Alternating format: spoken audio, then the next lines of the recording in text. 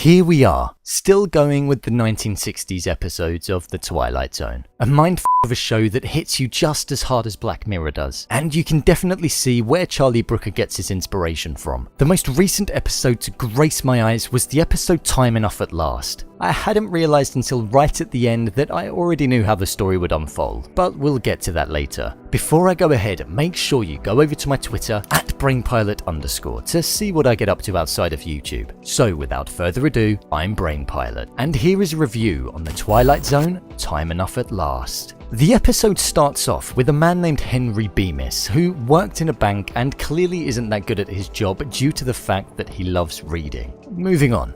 After he gets a telling off by his boss, he is told that he is no longer allowed to read at work, even on his lunch. This is when it's revealed that his wife doesn't even let him read at home. I don't know why nobody likes to read in this world, but surely, there would be a small number of educated people there. How did all of the people get their jobs in the bank if they don't read? I don't know how society works there, but it just baffles me. Once Mr. Bemis gets home, he is sat there reading his newspaper until his wife comes in and starts screaming at him to put it down and focus on her. One, I don't know why he is in that relationship, and two, why can't he read? This is the main question that I found myself asking a lot of the time. I just find it so strange that everybody has a problem with him reading. When they eventually go out, he tries to sneak a book into his pocket. However, when his wife notices that he has tried to take it, she makes him read her some. Obviously, to his delight, he can't wait to do that. However, she is drawn all over the pages, so he can't read a thing. What a bitch. All the poor man wants to do is read.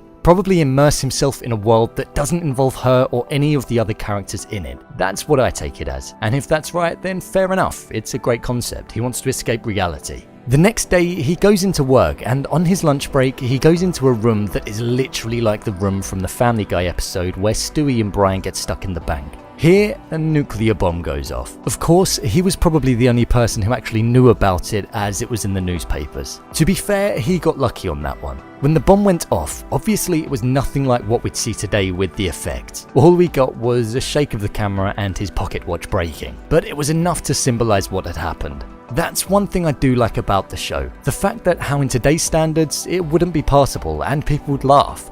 But when looking back on it, it's what laid down the foundations of everything that we see today. The result of the bomb going off leaves Henry Bemis with nobody left on the planet and nothing to do. This is where I feel the episode really gets interesting in the last quarter. When he's lost all hope and he's about to shoot himself in the head, he sees what remains of a library and all of the books that were once contained in it. This obviously stopped him from shooting himself, as he felt as though the library worth of books would be able to give him something to do for the rest of his days. However, once all of the books had been laid out for the next few months or even years, he goes to pick up the first one and immerse himself within, and his glasses fell off of his head and smashed on the floor. This was by far the best ending to a Twilight Zone episode that I've seen so far. The fact that this man had such a strong love of reading, and he was never able to read when the world was full of people, and even when the world was wiped out of all of the people that were against him, and he has all of the books that he could ever dream of reading, with all of the time that he could ever want, but of course, he no longer has the ability to read. It's the perfect finish. Overall, the episode made a very entertaining watch.